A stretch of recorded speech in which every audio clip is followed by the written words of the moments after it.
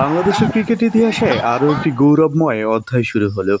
দীর্ঘ ৫৬ বছরের প্রতীক্ষার অবসান ঘটিয়ে নিউজিল্যান্ডের বিপক্ষে ওয়ানডে সিরিজ জিতে নিল বাংলাদেশ। অভাবনীয় পারফরম্যান্স, শৃঙ্খলাবদ্ধ বোলিং এবং দারুণ ব্যাটিংয়ের সমন্বয়ে এই ঐতিহাসিক জয় এসেছে। বিস্তারিত রিপোর্টে।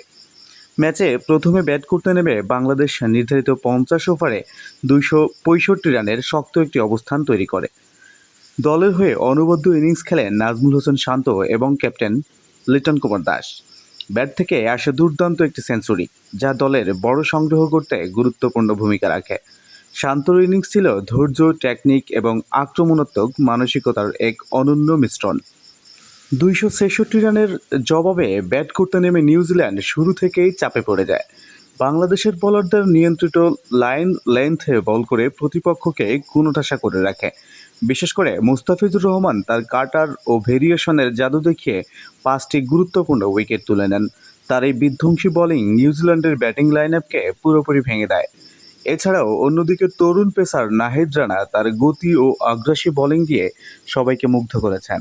ধারাবাহিকভাবে ১৪০ কিলোমিটার প্লাস গতিতে বল করেন তিনি।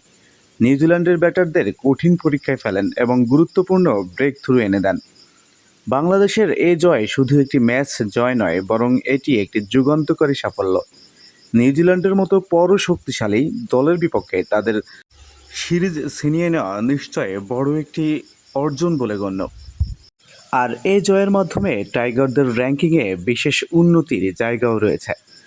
এ জয়ে বাংলাদেশ দল তাদের আত্মবিশ্বাস আরও দৃঢ় করেছে এবং বিশ্ব ক্রিকেটে নিজেদের অবস্থান আরও শক্ত করেছে। ভবিষ্যতে এই ধরনের পারফরম্যান্স অব্যাহত থাকলে বাংলাদেশ ক্রিকেট আরও অনেক দিনের সাফল্যর সাক্ষী হবে বলে আশা করছেন ক্রিকেট সংশ্লিষ্ট। এছাড়াও পরবর্তীতে নিউজিল্যান্ডের বিপক্ষে রয়েছে ৩টি দর্শনীয় টি-20 ম্যাচ। এই ম্যাচ দেখার আমন্ত্রণ জানিয়ে শেষ করছি। আল্লাহ হাফেজ।